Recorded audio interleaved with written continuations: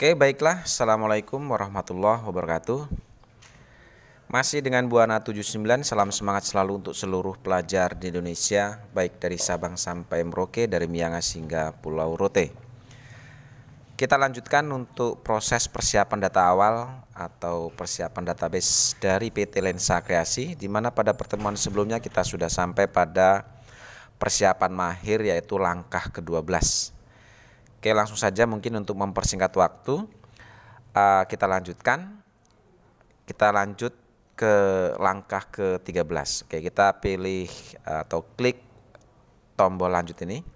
Oke, kemudian langkah ke-13, di sini lihat bahwa untuk langkah ke-13 kita disuruh mengisi akun default pesanan produksi. Nah, karena yang kita kerjakan ini bukan perusahaan manufaktur atau perusahaan dagang ya. Jadi kita ini perusahaan dagang. Nah, terkait dengan akun default pesanan produksi ini adalah yang berhubungan dengan perusahaan manufaktur, sehingga untuk langkah ke-13 ini kita lewati saja. Oke, klik lanjut, lalu kita masuk ke langkah ke-14. Ini adalah untuk menentukan atau penentuan metode biaya. Di sini ada rata-rata, ada first in first out atau FIFO. Nah, terkait dengan data dari PT Lensa Kreasi, ini sesuai dengan kebijakan akuntansinya bahwa kita untuk persediaan atau metode biaya yang digunakan, kita menggunakan metode average atau rata-rata, sehingga di sini kita tentukan untuk yang rata-rata. Lalu setelah itu kita lanjut masuk ke langkah ke-15, ini terkait pengisian informasi barang. Nah, karena sebelumnya untuk informasi barang ini sudah kita siapkan dalam bentuk Excel, artinya kita akan impor data terkait dengan informasi barang ini. Oke, untuk mengimpor data kita klik di sini untuk impor data. Kemudian setelah itu kita klik ikon berkas ini, klik. Lalu kita cari di sini, kebetulan untuk data barangnya saya simpan di drive D ya. Ya, di sini kita tampilkan dalam bentuk Excel. Ya, seperti ini. Kita ambil untuk yang data persediaan, jasa dan saldo awalnya. Klik di sini, lalu kita open. Ya, lalu kita ambil data. Ya, lalu setelah datanya masuk ke kolom data sumber, di sini jangan lupa kita seperti biasa untuk judulnya kita hapus dengan cara klik kanan lalu hapus. Lalu setelah itu baru kita akan coba lakukan mapping ya, akan lakukan mapping sesuai dengan data masing-masing. Kita sesuaikan dulu atau kita mapping dulu untuk nomor barang, ini kita mapping ke nomor barang. Kemudian untuk deskripsi barang, ini kita mapping ke deskripsi barang. Lalu untuk kuantitas, ini pun sama, kita mapping ke kuantitas. Lalu untuk unit 1, ini kita mapping ke unit 1 mestinya ya. Kita cari unit 1. Oke, kita cari ke bawah ya ini.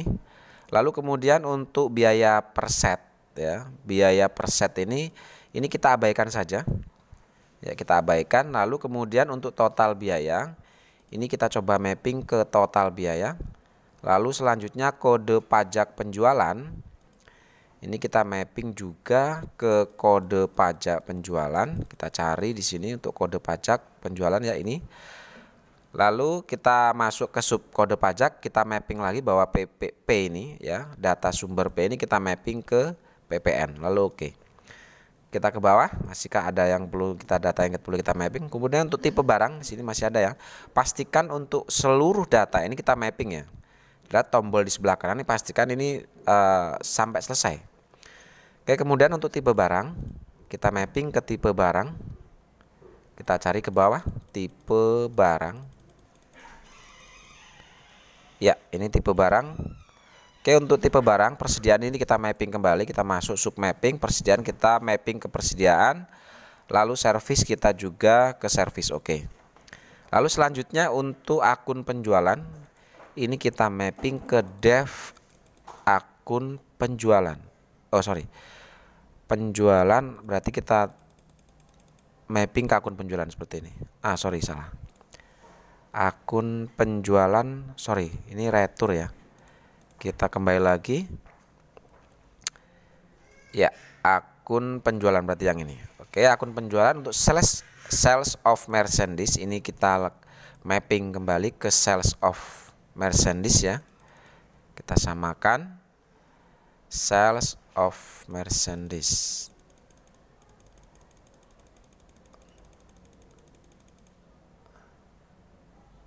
Sales of, oh ya ini sales of merchandise. Lalu untuk service income ini pun kita mapping ke service income. Oke, kita cari service income.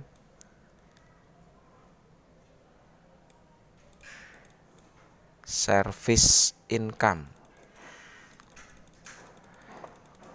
Jika data terlalu banyak begini ya, jadi kita harus teliti, jangan sampai salah mapping ya. Kalau salah kita dalam proses mapping ini, maka pada akhirnya nanti juga akan salah nih. Oke, kemudian untuk harga jual, kita mapping ke dev harga jual. Dev harga jual. Oke, dev harga jual 1. Oke, kita lihat dulu untuk akun penjualan apakah tadi sudah benar mappingnya. Kemudian selanjutnya akun penjualan, tipe barang, oke, sudah selesai ya. Ya, selesai. Proses mapping untuk langkah ke-15 dalam proses persiapan database selesai. Setelah itu baru kita coba lakukan impor data. Pada kolom yang dibutuhkan ini untuk tipe persediaan, ini pun kita mapping terlebih dahulu. Kita mapping ini ke persediaan produk jadi ya mestinya. Ada nggak ini? Oh, barang jadi ya, ini barang jadi ya. Oke, setelah selesai baru kita impor data. Ya, 8 data terimpor, 0 data gagal. Artinya semua data yang sudah kita mapping tadi semua berhasil diimpor. Sehingga inilah tampilan proses dari impor tersebut. Oke, langkah ke-15 selesai, kita lanjut ke langkah selanjutnya yaitu langkah 16. Nah, untuk langkah 16 untuk tipe aset tetap kena pajak ini pun sama ya, kita masih impor data, kita sebelumnya sudah persiapkan dalam bentuk Excel. Sama seperti tadi, untuk impor data kita klik di sini untuk impor data, lalu kita masuk ke icon berkas ini. Lalu kita tampilkan dalam bentuk Excel di sini. Ya. Oke, kita ambil data tipe aset tetap pajak ini, yaitu nomor 5. Oke, kita open. Setelah itu kita ambil datanya. Oke, pastikan bahwa data yang kita ambil itu masuk ke kolom data sumber ini. Seperti biasa untuk judul data sumber ini kita hapus. Lalu setelah itu kita lakukan proses mapping kembali untuk kolom data sumber ini. Yang pertama kita mapping dulu untuk golongan golongan aset tetap pajak. Untuk golongan aset tetap pajak ini kita masuk atau kita link ke golongan aktiva tetap pajak. Lalu untuk umur ekonomis aset tetap pajak ini kita mapping ke metode, harusnya ada ya, kita mapping ini untuk ke umur ekonomis aset pajak. Oh, berarti yang ini ya, umur ekonomis ya pajak ya, yang ini. Lalu kemudian untuk metode penyusutan pajak, metode penyusutan pajaknya ini kita ke metode penyusutan pajak, sama. Nah, untuk metode garis lurus ini kita mapping ke metode garis lurus. Lalu untuk metode saldo menurun ini pun sama, kita mapping ke metode saldo menurun, dan tidak disusutkan ini juga tidak terdepresiasi ya. Lalu setelah itu kita oke. Ya, selesai ya. Untuk kolom yang dibutuhkan ini metode penyusutan pajak ini kita abaikan saja ini. Oh, ini tidak ada, kosong ya. Oke, setelah itu baru kita impor data, jangan lupa. 19 data terimpor, 0 data gagal. Artinya proses impor data berhasil. Oke, kalau sudah ya. Untuk proses persiapan tipe aset atau pengisian tipe aset tetap kena pajak selesai. Kita lanjutkan. Klik tombol lanjut. Oke, kita masuk ke langkah ke-17. Untuk langkah ke-17 ini terkait impor data aset tetap ya. Ya, kita impor seperti biasa, kita pun ini sudah siapkan dalam bentuk Excel berkasnya sehingga tidak perlu kita mengisi secara manual. Kita cukup klik di sini untuk impor datanya. Oke, kita klik tombol berkas ini. Lalu untuk tipenya kita coba tampilkan dalam bentuk Excel. Ya, kita ambil data yang keenam, yaitu tabel daftar tipe aset tetap. Kita open. Oke, kita ambil data. Jangan lupa untuk data sumbernya, ini untuk judul kolomnya kita hapus. Kalau sudah, baru kita lakukan proses mapping kembali. Oke, kita coba lakukan mapping untuk tipe aset tetap ini. Untuk tipe aset tetap, kita mapping ke tipe aktiva tetap. Lalu untuk golongan aset tetap pajak, ini kita aktifkan atau kita link ke golongan aktiva tetap pajak. Oke, tidak disusutkan, ini kita lakukan mapping kembali untuk tidak disusutkan ya. Kita mapping juga ke tidak disusutkan. Oke, lalu untuk bangunan permanen, ini kita mapping ke bangunan permanen. Untuk golongan 1 garis lurus, ini kita mapping ke golongan 1 garis lurus, dan golongan 2 garis lurus, ini kita mapping ke golongan 2 garis lurus. Kalau sudah selesai kita oke. Oke, lalu kita coba ke sini. Ya. Pastikan semua sudah kita mapping ya. Kalau sudah, kita impor data. Ya, 5 data terimpor, 0 data gagal. Oke, proses impor selesai untuk tipe aset tetap. Oke, kita masuk ke langkah ke-18, kita langsung pilih lanjut. Kemudian untuk langkah ke-18 ini terkait dengan daftar aktiva tetap. Ini kita akan impor data aktiva tetap. Ya, ini pun sudah saya persiapkan untuk data Excelnya. Kita impor dengan klik di sini. Kemudian kita klik tombol berkas, lalu kita aktifkan atau kita ganti tipenya Excel. Perhatikan untuk daftar aktiva tetap, ini kita ambil dari daftar aktiva tetap, yaitu file nomor 7 ini. Kita open. Oke, kita lakukan ambil data. Ya, data sumber. Jangan lupa di kolom data sumber ini, judulnya kembali kita hapus. Yes. Oke, kemudian kita lakukan mapping seperti tadi. Yang pertama kita akan coba lakukan mapping untuk aktiva tetap ya. Kita mapping di sini ke aktiva tetap, tipe aktiva tetap ya. Ya, lalu untuk kendaraan ini kita akan mapping ke kendaraan juga pastinya. Sorry, sini ya. Kendaraan ini kita mapping ke kendaraan. Lalu peralatan 2 ini kita mapping ke peralatan 2. Peralatan 1 kita mapping ke peralatan 1. Oke. Selanjutnya untuk kode aktiva tetap. Ini kita mapping ke kode aktiva tetap. Kode aktiva ya berarti yang ini. Ya. Lalu kemudian untuk keterangan aktiva. Ini kita masuk, kita mapping ke keterangan aktiva. Untuk tanggal pembelian, ini kita mapping ke tanggal pembelian.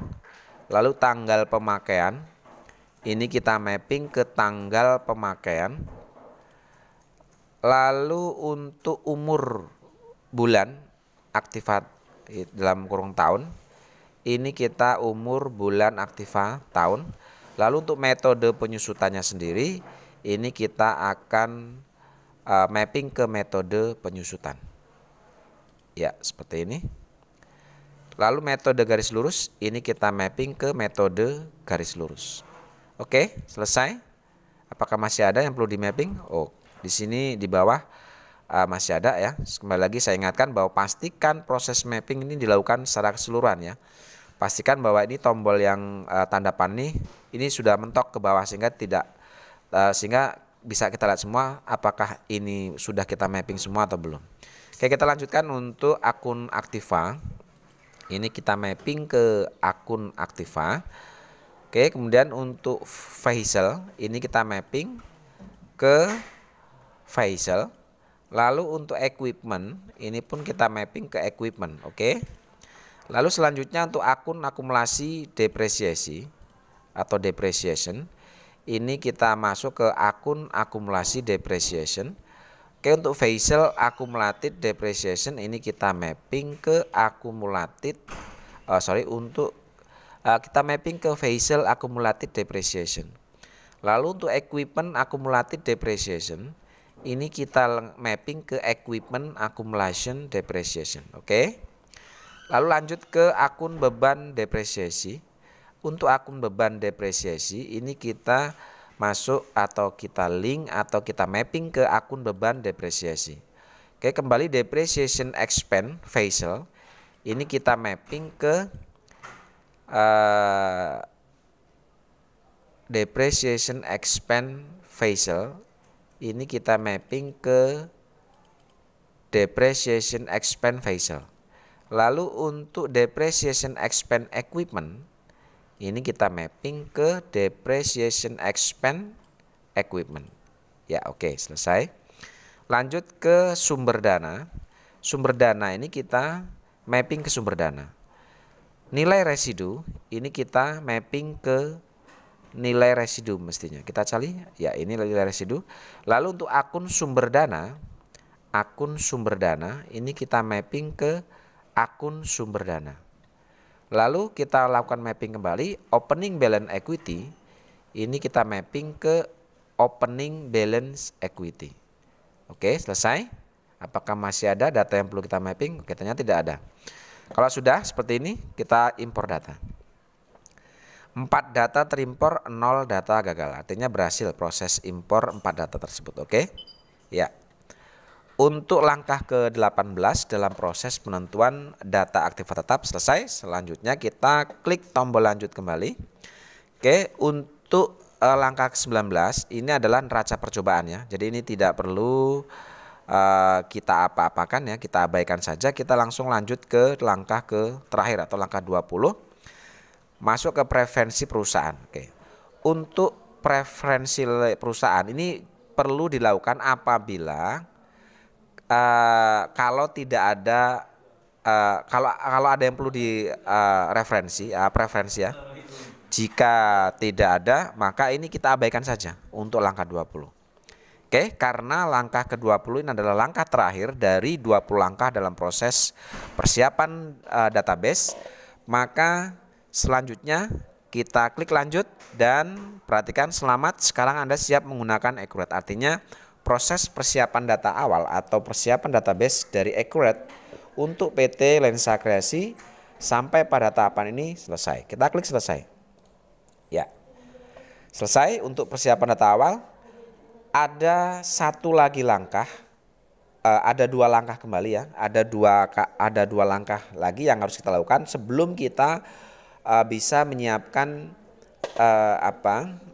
menyiapkan atau sebelum kita gunakan ya untuk PT Lensa Kreasi ini untuk input proses transaksi. Sebelum kita lakukan itu, maka ada 2 langkah lagi yang harus kita lakukan, yaitu untuk melakukan tahapan proses akhir bulan ya, yaitu yang pertama adalah untuk menghitung untuk menghitung nilai penyusutan ya. Kemudian yang kedua untuk menghitung nilai selisih kurs. Karena di awal kita tahu bahwa kita menggunakan 2 mata uang, yaitu untuk mata uang rupiah dan mata uang dolar. Nah, cara melakukan tahapan proses akhir bulan yang pertama adalah ada 2 cara ya. Cara yang pertama kita bisa menggunakan menu buku besar ini. Lalu kita bisa gunakan di sini untuk proses akhir bulan. Berarti ya seperti ini. Oke, yang pertama jangan lupa untuk periodenya kita lakukan periode adalah bulan November. Lalu kemudian untuk tahunnya kita ingat bahwa di sini di soal tahun yang kita kerjakan adalah tahun bukunya adalah tahun 2020. Lalu untuk rupiahnya ini kita lihat bahwa untuk 1 rupiah nilai tukarnya adalah 1 dolar itu adalah 14.105 rupiah untuk 1 dolarnya itu. Ya. Oke, kalau sudah ini langsung saja kita oke. Ya, proses akhir bulan telah selesai. Oke. Selesai langkah pertama. Kemudian yang kedua, kita akan coba lakukan atau kita cek ya kebenaran dari proses awal ini ya. Kita masuk ke menu buku besar, lalu laporan keuangan. Kita masuk ke buku besar. Lalu kita masuk ke neraca saldo klasik ini. Kita klik 2 kali, kita lihat. Oke, untuk pertanggalnya adalah tanggal 30 November ya. 30 November. November itu bulan 11 tahun 2020. Ya, seperti ini. Kalau sudah, kita coba klik OK. Ya, ini adalah tampilan dari neraca saldo akhir bulan atau neraca saldo 30 November. Nah, 30 November. Nah, mestinya nilai ini ya, perhatikan di sini, kalau kita perhatikan ini sudah sama, sudah balance ya. Nilai ini harusnya sama dengan neraca saldo awal yang ada di soal, yaitu 30 November. Baik, saya rasa ini yang perlu saya sampaikan untuk tahapan dalam persiapan data awal atau persiapan database untuk accurate ya dari PT Lensa Kreasi. Nah, setelah ini baru kita bisa lakukan input dokumen transaksi yang ada di PT Lensa Kreasi. Saya rasa cukup. Ini yang bisa saya sampaikan hari ini. Sampai ketemu pada pertemuan selanjutnya, yaitu terkait dengan bagaimana cara menginput transaksi yang ada di PT Lensa Kreasi. Terima kasih. Assalamualaikum warahmatullahi wabarakatuh.